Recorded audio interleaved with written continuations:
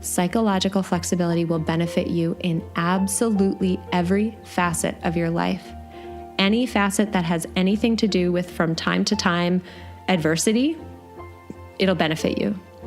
You're listening to episode 198 of the Building Psychological Strength podcast, where we uncover the information, tools, and techniques to turn our mind into our most valuable asset.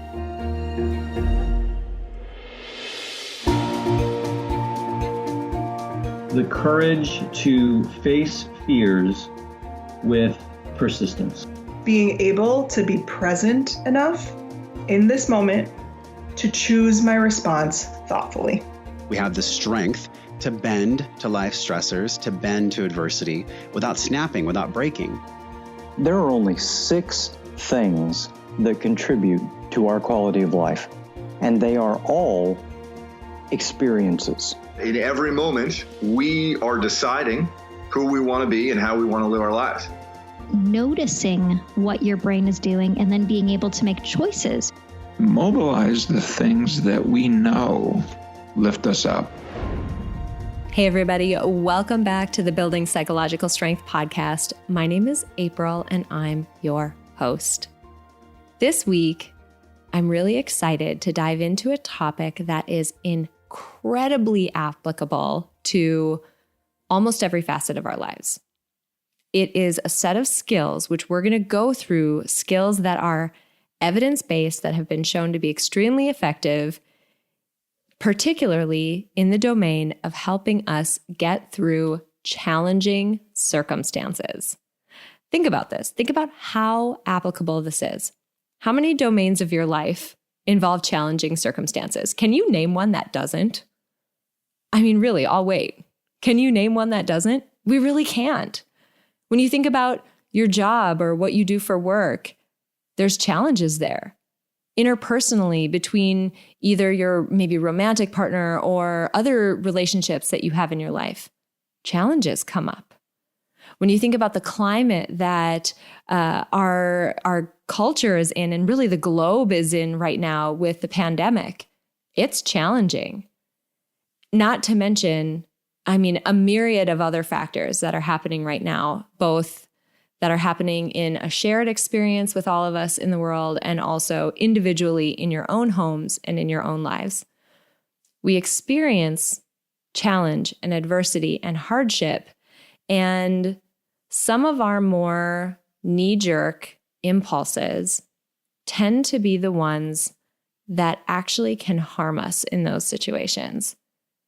At minimum, they don't allow us to learn and grow and move forward in a way that is effective as much as it would if we were to take a more intentional approach.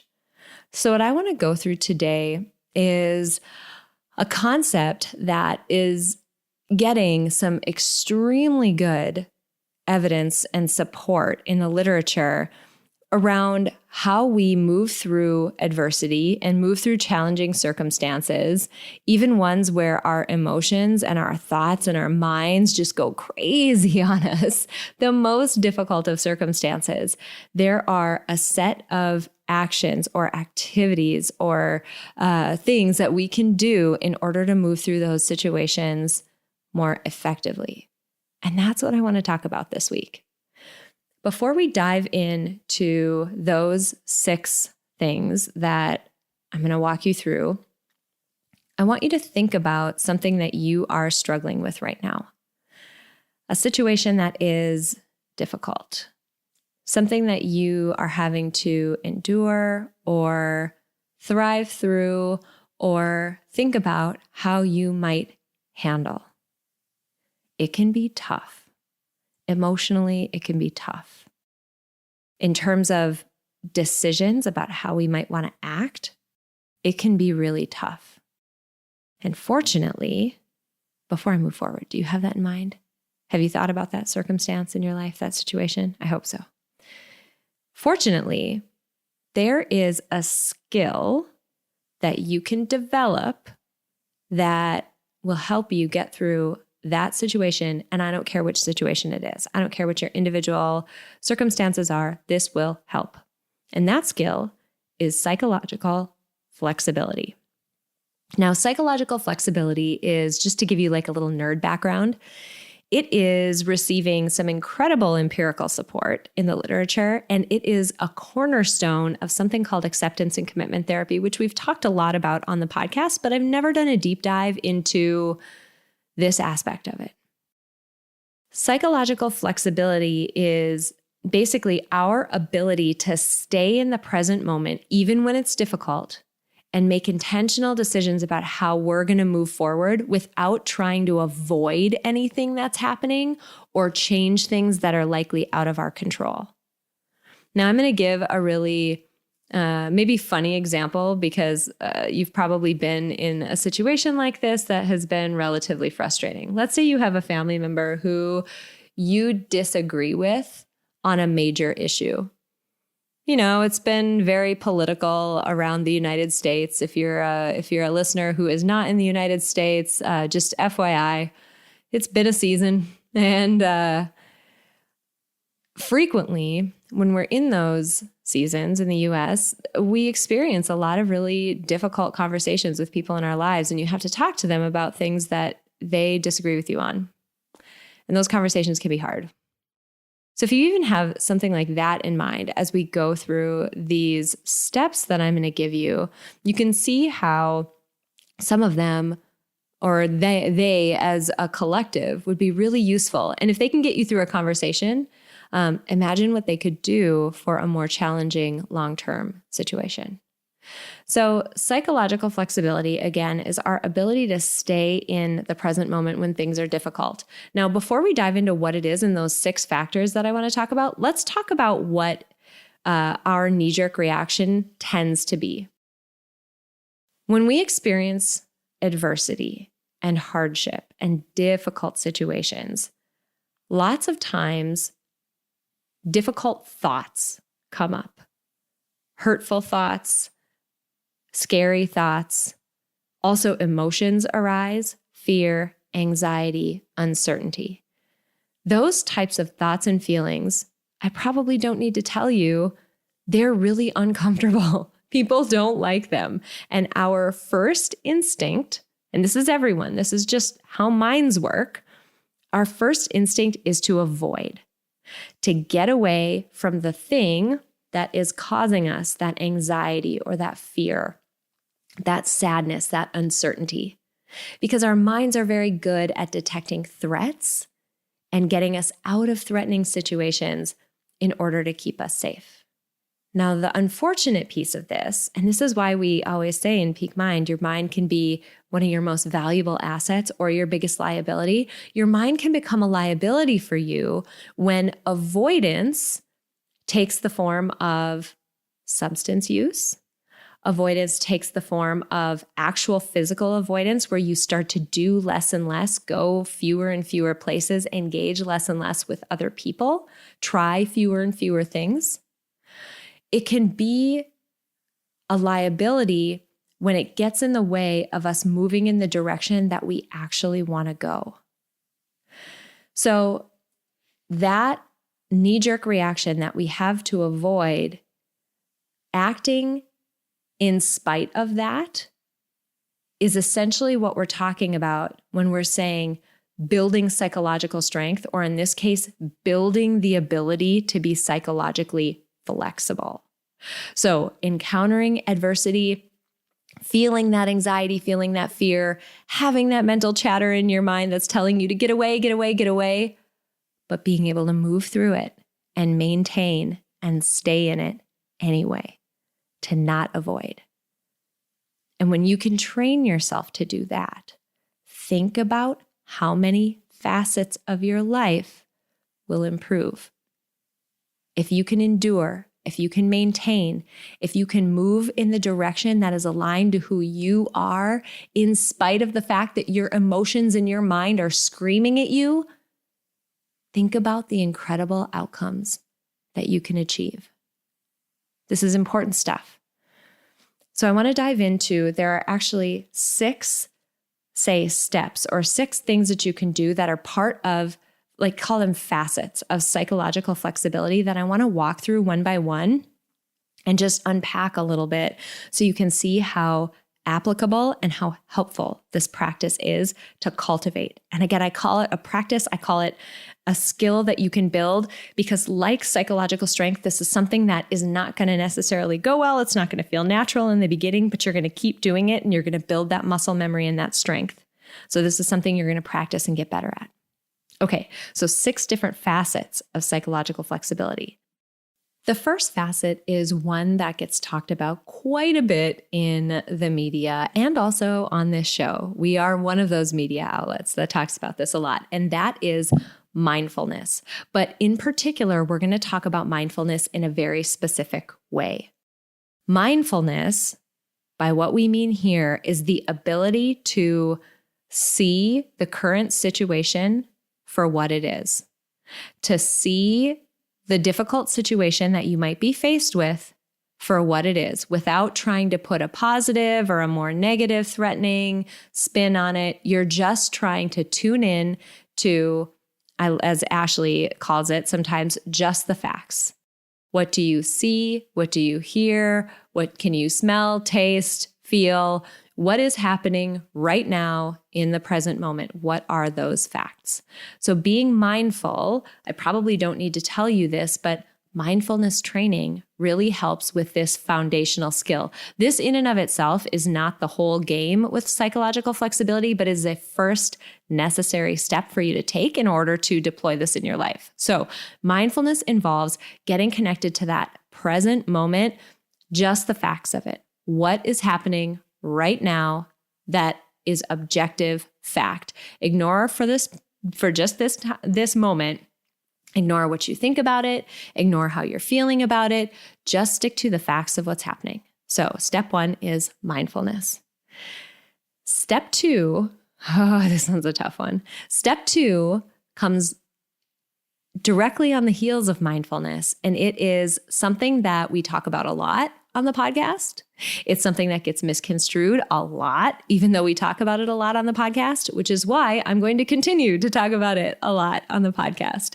Step 2, after you've gotten mindful about the current situation that you're in, is to accept it.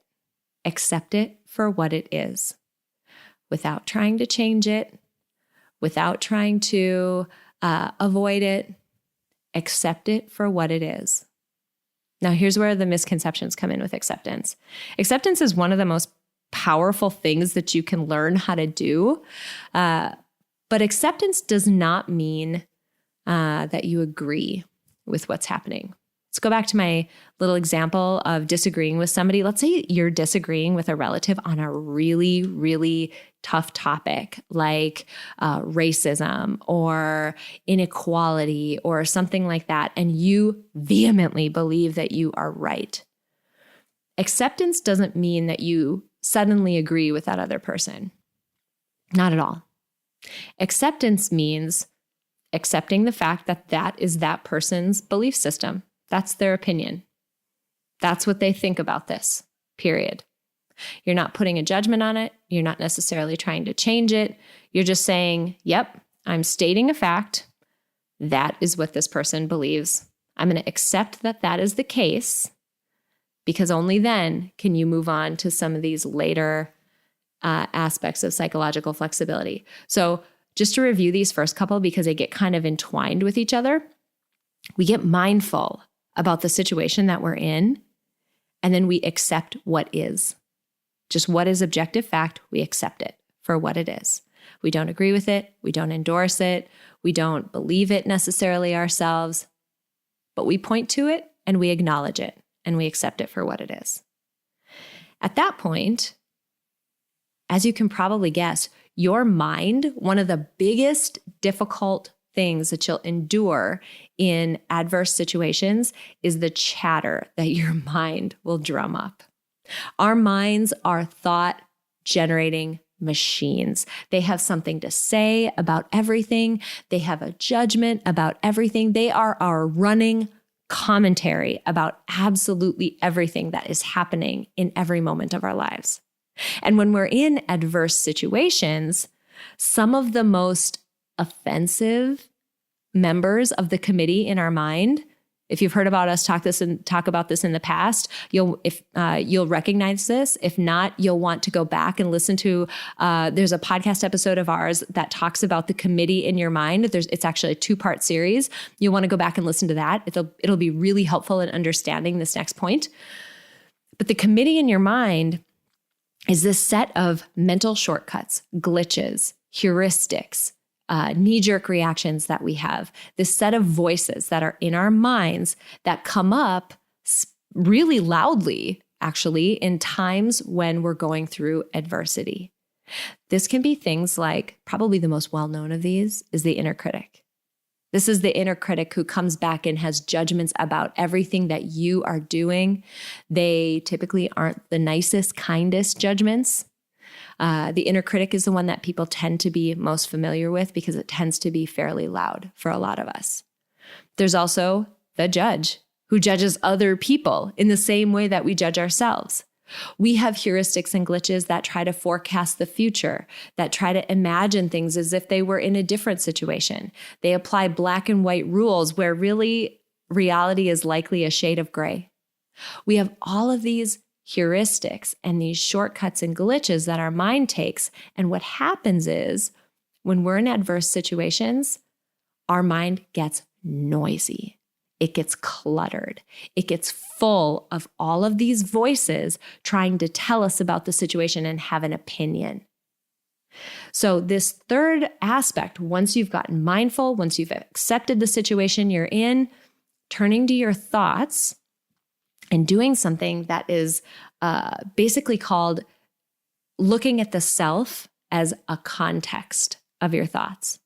This basically means your self, your sense of self, is not the same as that running commentary of thoughts. You are not your thoughts. That's what we mean by that. You are a container that contains thoughts, but you are also a container whose stomach gurgles from time to time. I love that example that Ashley gives because it really puts thoughts into a context where you're like, okay, it is kind of weird that I get so caught up with them, actually. You don't get caught up by your stomach gurgling or a hiccup happening in your body, or maybe an itch happening on your skin somewhere. You, as a sense of self, are a container for all of those things, and they are just things that happen from time to time that we allow to just float by us. But rather with thoughts, we tend to get very caught up in them and we tend to believe that somehow we were the ones who created them and that somehow they are us internally talking to ourselves. They're not. And especially in difficult circumstances, really challenging ones, our thoughts get loud and they get really, really good at hooking us. Because what they're trying to do, again, is convince us to avoid or get out of that difficult circumstance versus confronting it head on and making an intentional decision, which we'll get to in a minute, an intentional decision about how to move forward. So learning how to take your sense of self as the context or the container inside which your thoughts are happening, wow, is that a powerful skill? So getting really good at that. And the fourth aspect of psychological flexibility is actually a way in which you can do that, to take yourself as a container. And this is something that, again, we've talked about quite a bit on the podcast. This is called diffusion, thought diffusion. This is putting psychological distance in between you, your sense of self, and the thoughts that your mind is generating, all on its own, just like a stomach gurgle. Diffusion means we put space, psychological distance in between ourselves and those thoughts so that those thoughts can't hook us. They can't cause us to go down mental rabbit holes and follow them and become half aware of what's happening in our current situation. They're attempting to distract us from the current situation. They're attempting to get us to avoid it. What we're trying to do is engage with it and move forward intentionally. So diffusion involves, and there's a lot of techniques. I would encourage you to just Google diffusion. It's actually spelled Defusion, not necessarily spelled correctly. Spell check hates it.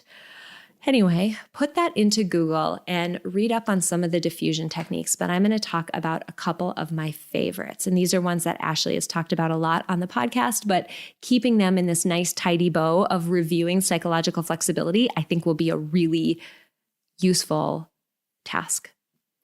One of these diffusion techniques is to think about a river. Imagine that you are standing on the bank of a river. And maybe it's fall. I'm actually looking out my window right now and there's these beautiful leaves. So it's actually really easy for me to picture this. Imagine that it's fall and leaves are falling into this river and you're standing on the bank of it and you're watching these leaves float by. And it's a constant stream of leaves, right? There's some red leaves, a few yellow ones go by, a couple green ones, some brown crusty ones, big, small, all different kinds of leaves. Maybe a branch floats by. You are not those leaves. You're not. You're just observing them. You are the person who is standing, yourself is the person who's standing on the bank of that river watching those leaves float by. I want you to think about your thoughts and that running commentary in your mind as though it is a set of leaves floating by you in a river. You're going to stand on and close your eyes and think about this. You're standing on the bank of a river. You hear your inner commentary, your inner thought process, that inner chatter. You hear it happening and you're just observing it. You're not jumping into the river to try to scoop up as many leaves as you can. You're not trying to save a particular leaf. You're not getting really engaged with any particular one. You're just detached and watching them. Imagine those leaves are your thoughts, and you are simply detached and watching them happen. You can do this if you're actually in a situation where you're practicing some of these techniques and you've gotten to the point where you're starting to notice your own thoughts. So you've gotten mindful about the situation. You have observed the facts of the situation, what is. Notice this is different than your running commentary telling you about the current situation. We're not telling you, your thoughts are not part of this yet. Just be mindful about what is. Then accept the situation for as it is. See yourself as a container for your thoughts or as separate from your thoughts. And then practice diffusion where you are sitting there watching the leaves go by in this river. Another diffusion technique, if the river one doesn't work for you, there's another one that Ashley talks about a lot involving a beach ball. Our thoughts, a lot of the time, people think about mindfulness and about some of these techniques as though they're trying to avoid thinking. Like I'm gonna sit here and I'm gonna avoid having any thoughts. I'm gonna stop them from happening. And then they get really frustrated when they can't do that. It's because you can't. It's not possible. Like super not. You can't do it. Our minds are thought-generating machines. They're just doing their job. The only way to stop it is to turn your mind off, and then you wouldn't be alive. But another way to think about this is imagine the process of trying to stop your thoughts is like shoving a beach ball under the water, a really inflated beach ball. You're shoving it under the water and you're wrestling with it and you're really getting caught up in your thoughts. You're really getting wrapped up in them and you're wrestling around with your thoughts. And at some point, those thoughts are going to bubble back up to the surface. That beach ball is going to pop back up above the water. It's going to bop you in the face. You can't wrestle with your thoughts to try to get them to go away. They're not going to go away. They can't. You can't do it. So how do I get rid of my inner critic? You can't. How do I get rid of these worrying thoughts that I have? You can't. What you can do, though, is learn to observe them and not engage with them. So imagine, let's keep going with that beach ball. You are no longer wrestling with your inner critic, wrestling with those worrying thoughts, wrestling with the thoughts that are happening in that adverse situation. Instead, you let go of the beach ball. You're in the pool with it. It's still there, but you're just letting it float around, just float around you. So you're not wrestling with your thoughts anymore. You're not getting involved with them anymore. You're just noticing them. Yep, there's a thought right there, floating over there. Do I need to get involved? Not really. Is that thought accurate? I don't know. Doesn't matter. Just there it is. Something I was going to say before, I want to go back to the river analogy. Something else that you can do if you're using that technique, as your thoughts come up, just say the word quietly to yourself. Say thought. Just label it. I had a thought.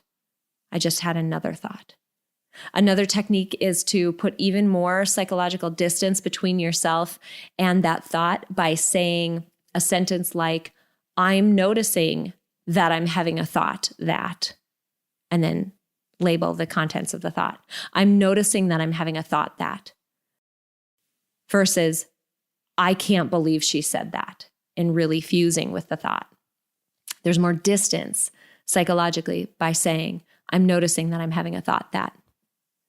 So we've gotten to this point where we've noticed that we are separate from our thoughts that are happening in this adverse situation. We have practiced diffusion. We are keeping our thoughts. We're aware of them, but we're not getting wrapped up in them. The last two steps involve deciding how you're going to act. And this is where the rubber meets the road. You need to have done, in order to be optimally successful with these last couple of steps, you need to have done the things beforehand. This is why mindfulness, it doesn't seem like it's that awesome in and of itself. It is the foundation for everything else. You need it to get to this point. So the fifth step, after you've diffused from your thoughts, you've put distance between yourself and those thoughts, is to realign and reconnect with your own values. It sounds simple, but it's not easy to do.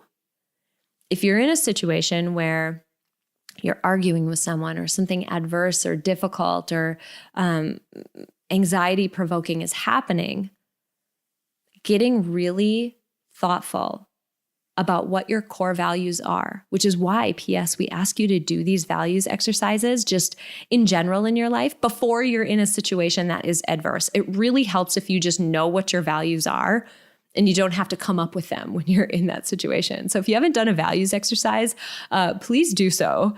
It's extremely helpful to just have them at your fingertips. Reconnect to your value. Maybe one of them is kindness. Maybe you're in an argument with somebody and one of your values is kindness. When you don't act in a kind way, you find that you have regret later on, or you feel ashamed, or you feel out of alignment with who you really are at your core. So once you've connected to those values, the last step is behave in alignment with them. Make a decision to behave in alignment with those values. Think about what this does for you. So I'm going to run through these 6 and then we'll go a little bit deeper. So be mindful of the situation. Just know what the facts of the situation are. Number 2, accept them. Don't necessarily agree. You're not saying you endorse them or believe in them or like them. You're saying you just accept them. You're pointing them out and acknowledging them. You're seeing yourself as a container for your thoughts, not the same as your thoughts. You're practicing diffusion techniques to put some distance between yourself and your thoughts. You're realigning intentionally to your values. And then you're acting in accordance with your values. Think about what this process does when you're really good and practiced at it. Think about any time you have to take a step or make a move that's outside of your comfort zone. Imagine how helpful it would be to be really good at this process. Your mind can be screaming at you. Your emotions can be all over the place. You can be certain you're going to fail publicly and it's going to be so horrible and the outcomes are going to be so awful and your mind is chattering and you're watching those thoughts float by like leaves in a river. And you, in spite of the fact that your mind and your emotions are urging you not to, you're connecting to your values and you're moving forward in a way that is toward something you care about, even though you're afraid, even though your mind is screaming at you. You can still move forward because you've developed the ability to separate yourself from that mental chatter and from those emotions. And you've developed the ability to step forward towards something that you care about. Wow, right? Wow. It is so incredibly powerful to be able to do that. I want to give one personal example of this. Some of you may know that I did a TEDx talk. This was about a year ago. I'll put a link in the episode description if for some reason you want to watch that talk. But I did this TEDx talk. Doing a TEDx talk was on my bucket list of speaking events that I have wanted to do for so long. And when it came time, I had practiced for weeks. I mean, like 10 weeks beforehand. I had been, and you have to memorize a 12-ish minute talk, word for word. How long of a pause? What, gestures are you going to make? We're talking, this is full-on production memorization. You have to memorize this talk and you only get one shot at it. And it's recorded. And it's all made very publicly available. So I get there and I'm typically nervous before I do a public speaking event, but I was out of my mind. I walked in and they were testing the sound system, and I heard, if you've ever watched a TED Talk, you know the water drop sound and then the gong sound that comes out of it. They were testing that sound as I walked in, and I don't know if I've ever wanted to throw up on the spot more than I did at that moment. I was nervous. But the talk was something that I desperately wanted to do. Bravery is something that I value. Life experience is something that I value. Knowledge and sharing that knowledge with other people is something that I value. I desperately wanted to give that talk, but my mind was screaming at me. You are going to forget what you had memorized. Not only that, but the coach I had been working with, the TED organization provides you a coach when you do these talks. The coach I was working with had to have emergency surgery that morning. He couldn't come. And so my mind was saying, but you need him here. You've been practicing with him.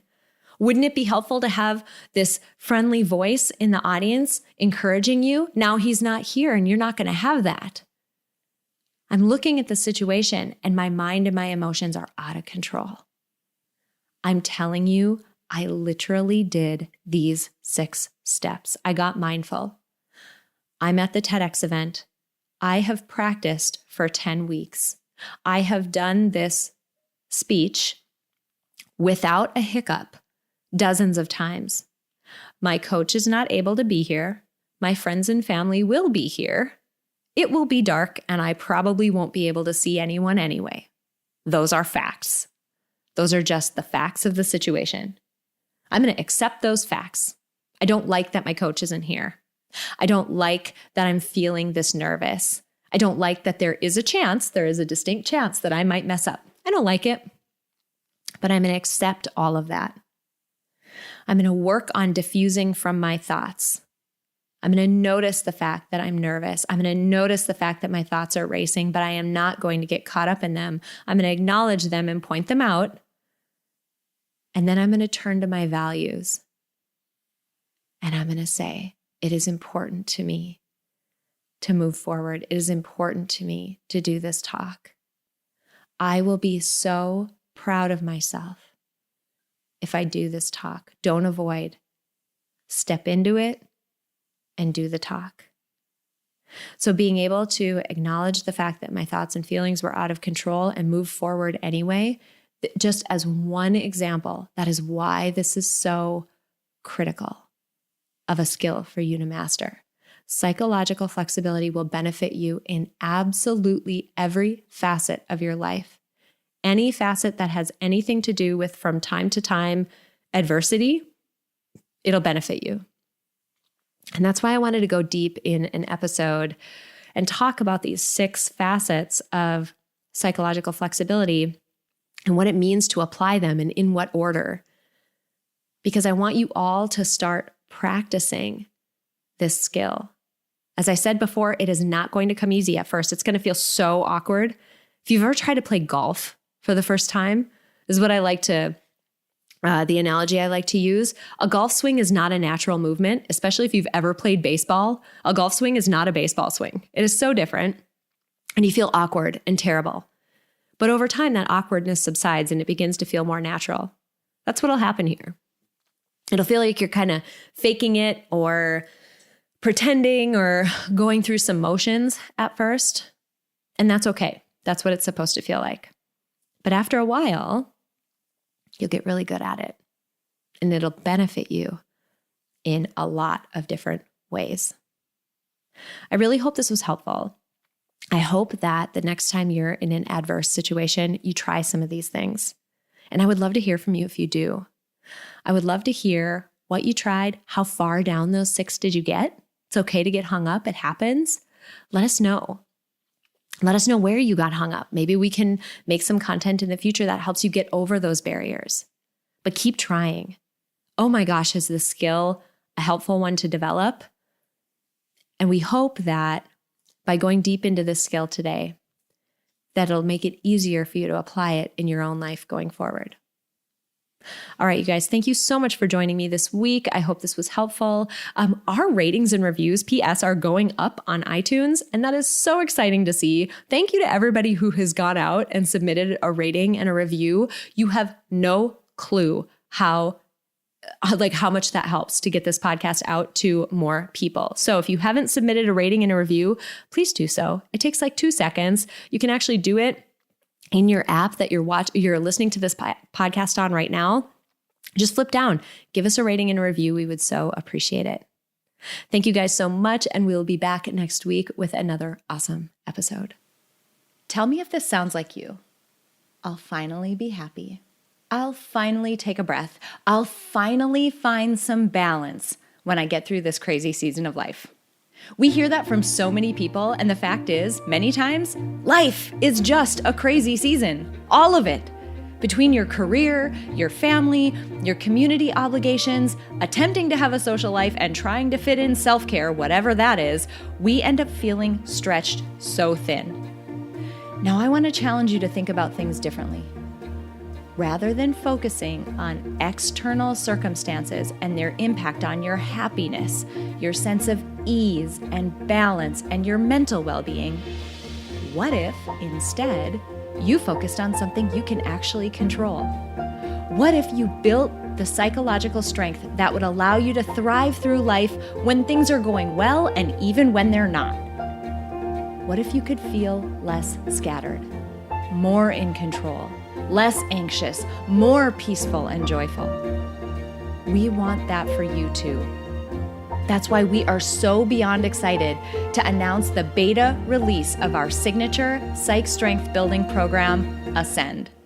This program combines evidence-based tools, techniques, and information from the fields of psychology and life design to focus on 3 important modules: you, your mind, and your life.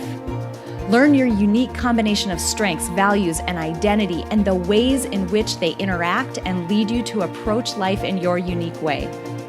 Dig into your mind to understand the conscious and subconscious processes that act as a lens through which you experience life. And finally, harness the power of life design to begin to steer your life into alignment with who you uniquely are. Enrollment in this beta round of Ascend is open now, and because it's our beta round, the price is astonishingly low. So if you have ever had even a suspicion that you could benefit from building psychological strength through a guided, science-backed experience, now is the time. Visit www.peakmindpsychology.com/ascend for more information and to join us. Friends, it is time to build psychological strength. It's time to live by design and not by default. It is time to live like your life depends on it, because it does. Join us in Ascend by visiting www.peakmindpsychology.com/ascend. That's www.peakmindpsychology.com/ascend. It's a simple fact that nearly everyone in the world could benefit from building psychological strength, but not everyone will put in the time and effort to do so, but today you did. Thank you so much for listening to this episode of Building Psychological Strength. Now, if you're interested in building the mental toughness, confidence, and resilience you need to thrive through life's ups and downs, visit us at www.peakmindpsychology.com. Also, if there's someone in your life who could benefit from this episode, please share it with them. And if you yourself found this episode valuable, meaning if you took away even one insight that you can use to build psychological strength in your own life, we would so appreciate it if you would drop us a rating and a review on iTunes. The thing is, the more ratings and reviews we have, the easier it is to get this powerful and important content out to the people who need to hear it. Remember, your mind can be your most valuable asset or your biggest liability, and you get to choose. So choose wisely, my friend. And I'll see you next time on Building Psychological Strength.